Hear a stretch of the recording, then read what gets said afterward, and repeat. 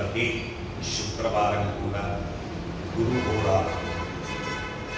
మనం సువర్ణ పుష్పార్చన సేవలు ప్రారంభించుకుంటున్నాం.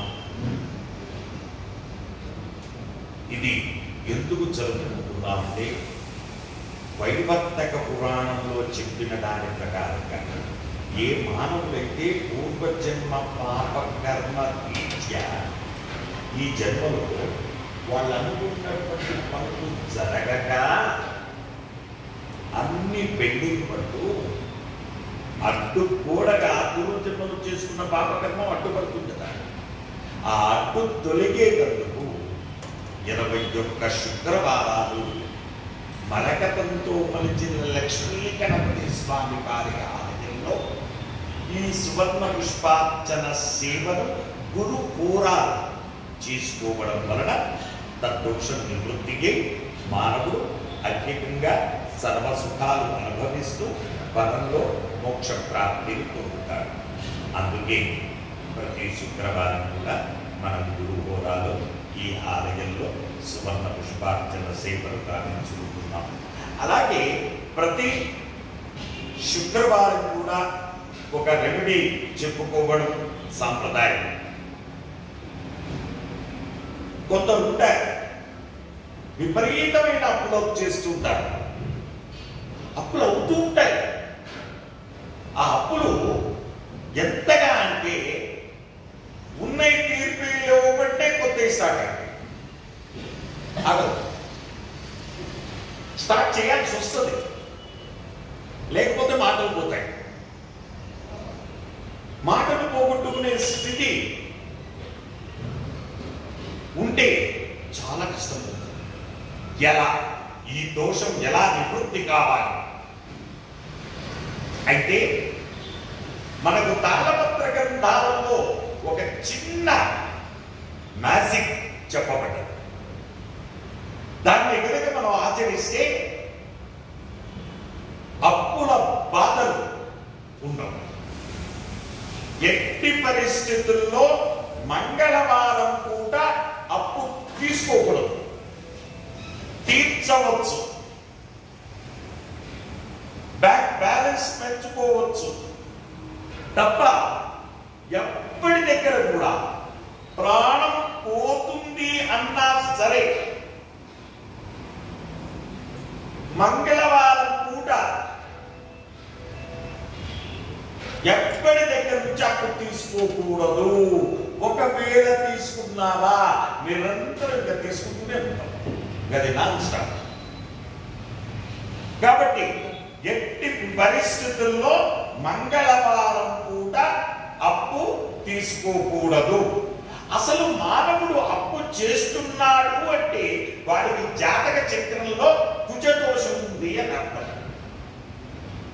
జాతకంలో కుజుడు బాగలేడు అని అర్థం. విపరీతంగా ఎంతగా చేస్తుంటాడు అంటే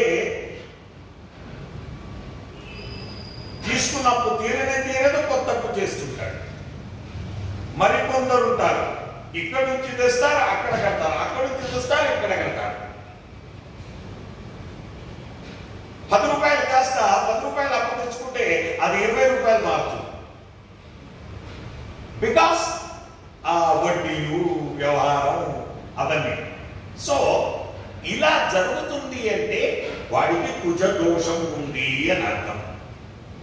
ఈ కుజదోషం చాలా సింపుల్ గా పోగలగాలి. పైసా ఖర్చు పెట్టలేదు, మన నుంచి కాదు, ఇబ్బంది పడుతున్నాం, ఆ దోషం పోవాలి ఎలా? దానికి ఒక మంచి ఉపాయం మనకు తాళపత్ర గ్రంథాల్లో చెప్పబడ్డది. మంగళవారం రోజున సూర్యోదయ పూర్వమే స్నానం చేయాలి. స్నానం చేసే నీటిలో ఇన్ని నల్ల నువ్వులు కలుపుకోవాలి. స్నానం చేసే నీటిలో నల్ల నువ్వులు కలుపుకోవాలి. అలాగే ఇంత ఉసిరిక పొడి కలుపుకోవాలి.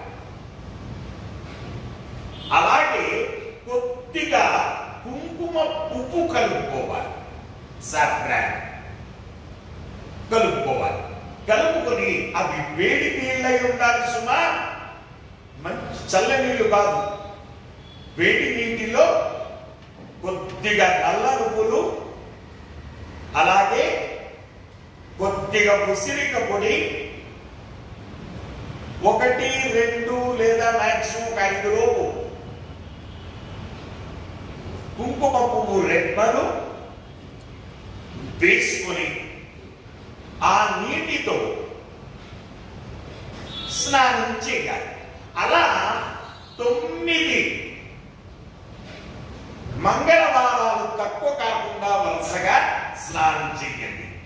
ఆశ్చర్యపోయే విధంగా సంవత్సరం తిరక్క ముందే ఎలాంటి అప్పైనా సరే అది నివృత్తి అవుతుంది. ఇంకా అప్పనే పదం చెయ్యవు. చెయ్యమని ప్రతిపాదన చెయ్యాల్సిన అవసరం నీకు రాదు. ఈ రెమెడీని చెయ్యండి.